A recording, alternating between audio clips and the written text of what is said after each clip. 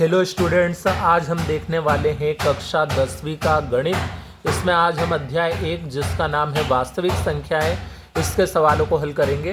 तो video start करने से पहले यदि आपने अभी तक हमारे चैनल को सब्सक्राइब नहीं किया है तो सब्सक्राइब कर ले और बेल आइकन को प्रेस कर दे ताकि आने वाले हर वीडियो का नोटिफिकेशन आपको प्राप्त हो सके।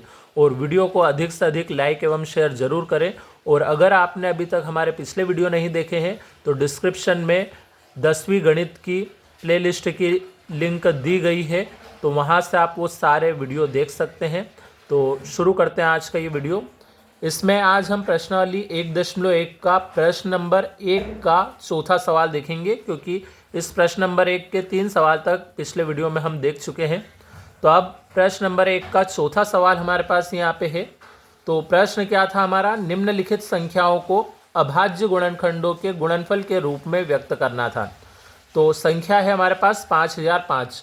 तो सबसे पहले तो इस 5005 के हम अभाज्य गुणनखंड बनाएंगे। तो 5005 में किससे भाग लग सकता है? 5 से लग सकता है। सबसे पहले 5 एकम 5, 0 ऐसे ही, फिर 5 एकम 5। अब इसमें भाग लगेगा 7 से।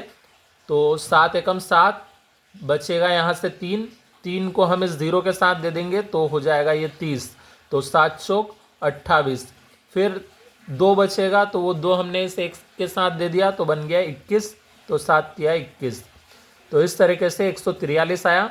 अब इसमें 11 से भाग लगेगा, 11 एकम 11, लेकिन यहाँ 14 है मतलब 3 ज़्यादा है तो वो 3 हम पीछे वाले इस 3 के साथ दे देंगे तो ये बन गया 33। तो 11 तिया 33। और अब 13 में तो किससे भाग लगता है? 13 से ही लगता है। तो इस तरीके से ये अभाज्य गुणनखंड तैयार हो गए। अब हमें इन्हें गुणनफल के रूप में भी व्यक्त करना है। तो इन संख्याओं को हम गुणे में लिख देंगे। 5000 के साथ क्या लिखना है हमें? 5 गुणित 7 गुणित 11 गुणित 13। तो इस प्रकार से हमने इनको गुणनफल के रूप में लिख दिया। अब यहाँ एक चीज़ का ध्यान रखना है, अगर कोई भी संख्या 1 से ज़्यादा बार होती है तो उसे हम घातों के रूप में लिख देते हैं। यहाँ कोई भी संख्या 1 से अधिक बार नहीं है, इसलिए इस सवाल के अंदर घातों के रूप में नहीं लिखाएगी। तो ये सवाल हमारा यहीं पे कंप्लीट हो चुका है। अब अगला जो हमारा सवाल है इसी का 5वां, उसमें संख्या दी है 7429। तो अब हम 7429 के सबसे पहले अभाज्य गुणनखंड तैयार कर लेते हैं। तो 7429 के अब इसमें सबसे पहले भाग जो लगेगा वो 17 से लग सकता है। 17 से पहले किसी भी अंक से इसके अंदर भाग नहीं जाएगा। तो 17 के पहाड़ा अगर हम बोले तो 17 चौक 68, लेकिन यहाँ 74 है मतलब 6 ज़्यादा है। तो 6 हम इस 2 के साथ दे दें तो ये 62 बन जाएगा। तो 17 के पहाड़े में 3 बार में 51 आता है, लेकिन था 62 मतलब 11 ज़्यादा है। तो उस 11 को इस 9 के साथ दिया तो ये बन गया 119। तो 17 के पहाड़े में 7 बार में आ जाता है 119। अब इस 437 में भाग लगेगा अब 19 से। तो 19 के पहाड़ा अगर देखें तो 19 दूना 38 होता है, लेकिन यहाँ है हमारे पास 43 यानी कि 5 ज़्यादा है। तो 5 अगर हम इस 7 के साथ दे दें तो ये 57 बन गया। तो 19 तिया 57।